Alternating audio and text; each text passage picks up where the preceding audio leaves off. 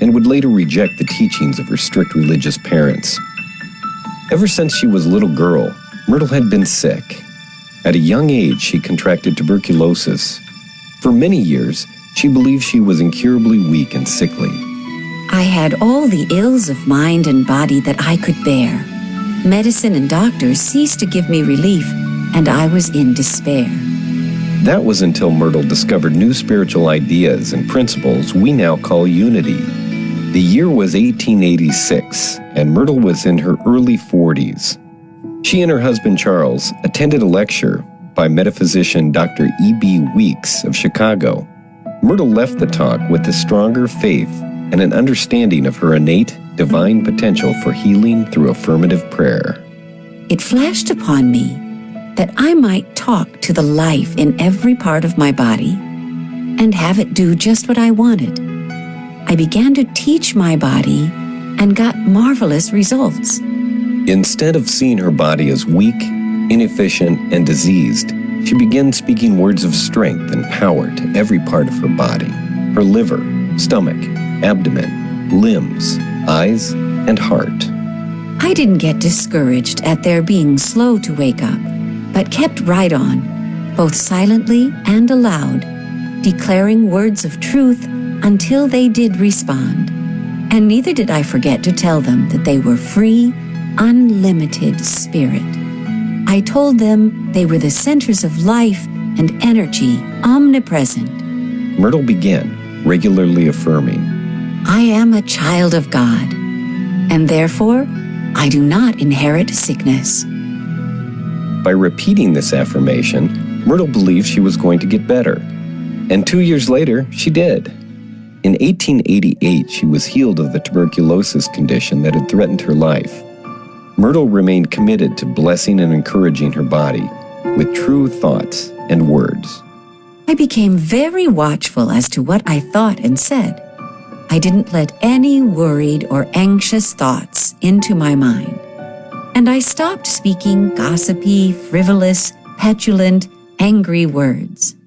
Myrtle was excited by her healing discovery, and so were her family and friends. She began working with others in need of healing. In time, her husband Charles Fillmore began his own practice of prayer and meditation. He began to heal from an ice skating accident he had at age 10. In 1889, inspired by Myrtle's transformation, the Fillmores founded the Unity Movement in Kansas City, Missouri, as a healing ministry based on the power of prayer and the power of thoughts to create reality. In 1890, the couple pioneered a prayer outreach that grew into Silent Unity, the 24-hour, 7-day-a-week prayer ministry that still serves the world today. I want everybody to know about this beautiful, true law and to use it.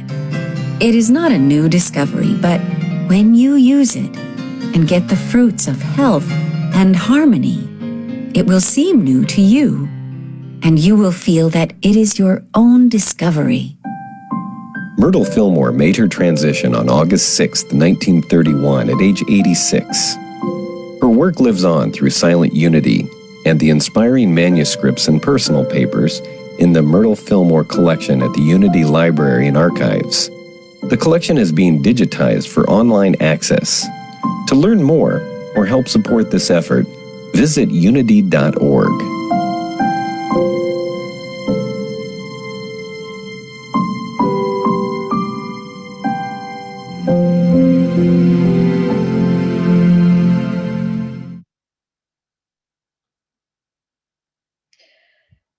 She truly gives us an inspiring story and something that we can apply in our lives constantly. So I invite you now to close your eyes as we open and move into meditation. I will be playing music in the background, and if at any point the music is too loud, just let me know and I'll lower it.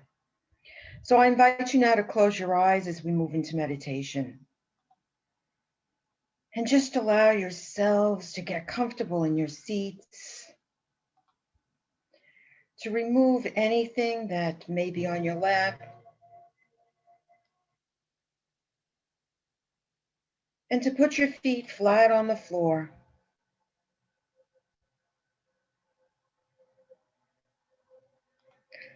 Just allow yourselves to breathe deeply. And with each breath you take, you become more and more relaxed.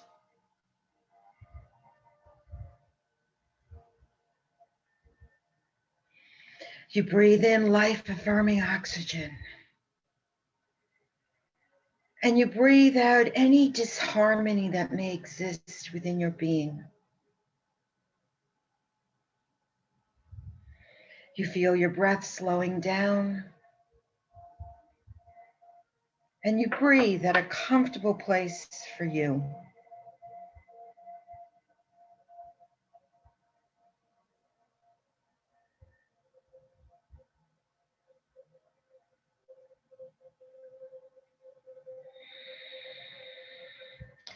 And now we allow ourselves to turn within and acknowledge the source of all our healing. This source is the one presence and one power, God the Good. This presence is the source of all life in the universe.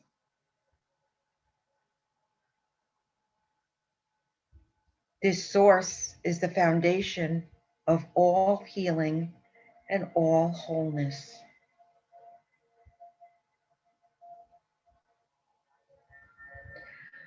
No matter what appearance of illness, disease, or disharmony we perceive, the one presence is perfect wholeness.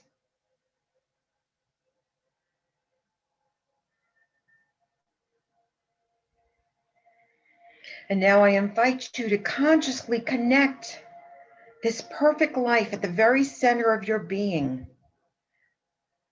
Connect with this and open the way for healing to manifest.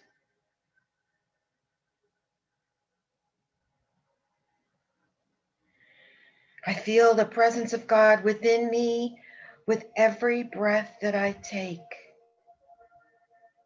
And I know there is no limit to the healing power of God, for God is always perfect life. And I am a spiritual being created in the image and likeness of God.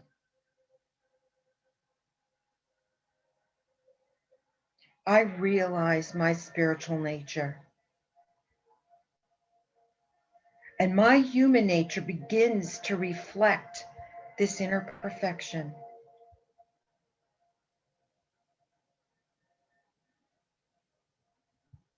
I am one with the consciousness of God's perfect life in me.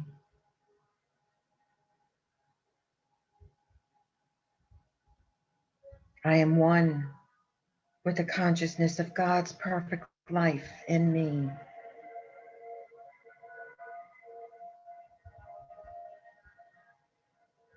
I am one with the consciousness of God's perfect life in me.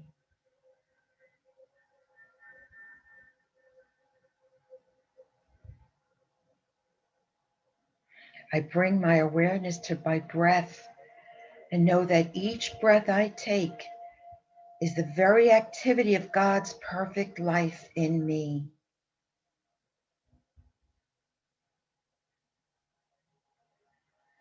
With each breath, I allow this presence to permeate every cell of my body.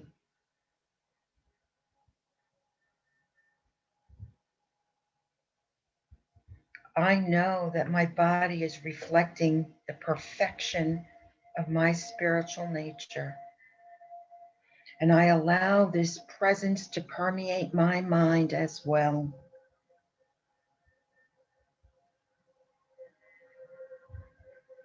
I know that I am healed in consciousness and that my body, my mind, my relationships, and all life circumstances reflect this healing that is now taking place.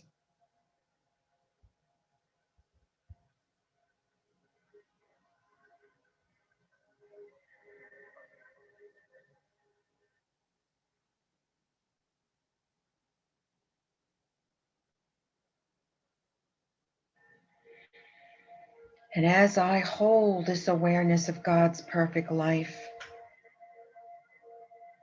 I know I am the ever renewing and ever unfolding expression of God life.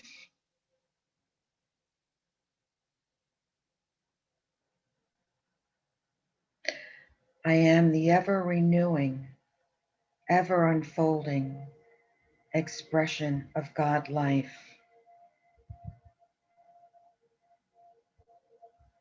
I am the ever renewing, ever unfolding expression of God life.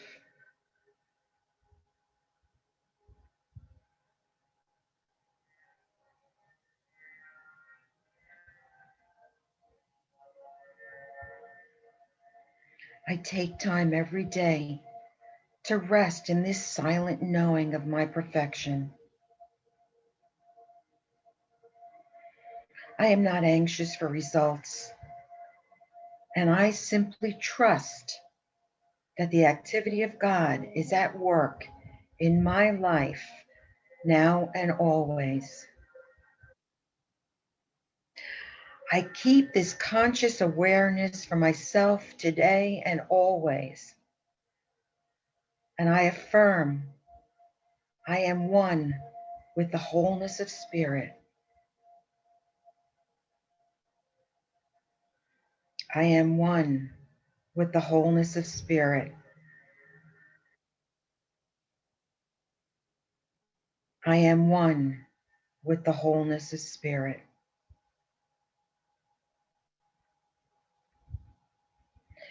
And now I allow myself to move deeper and deeper into the silence, and I just listen.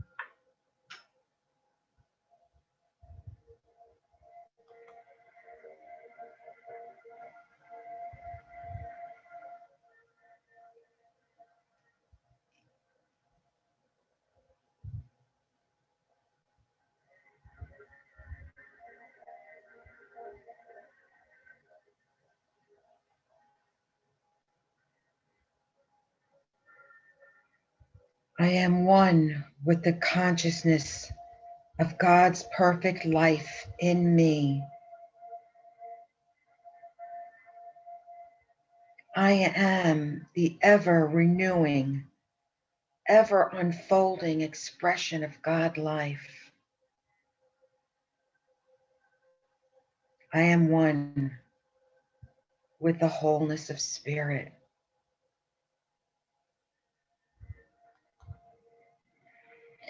And now I bring to mind anyone who may be in need of prayer. For all those on our unity prayer list, all those on silent unity. And we extend this to the wider circle of the world. We affirm that there's a wholeness and perfection within each of them. And know that this power and this presence will see them through any temporary condition they are experiencing within the world of form. We affirm our wholeness and oneness, and we are so blessed for this awareness. So now I invite you to bring your consciousness back into your body, back into the room where you are. And when you're ready, you can open your eyes.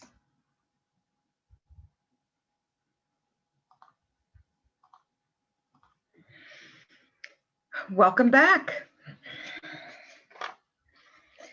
And this is the portion of our service where we have the opportunity to give. So I invite you to take your gifts and hold them in your hand. And I know that that was somewhat of a longer meditation that we're used to. So if you need to take time before you're fully back, just allow yourself that time. And just allow yourselves to visualize your gifts in your hands in whatever method you choose to use. We know that this is an expression of this power and the source that is our true source, which is God. So we affirm that God is our source and God consciousness is our supply. And we join together to bless these gifts together.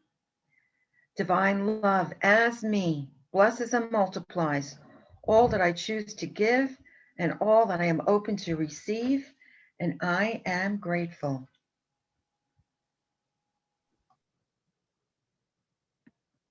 To go with our theme, our closing song is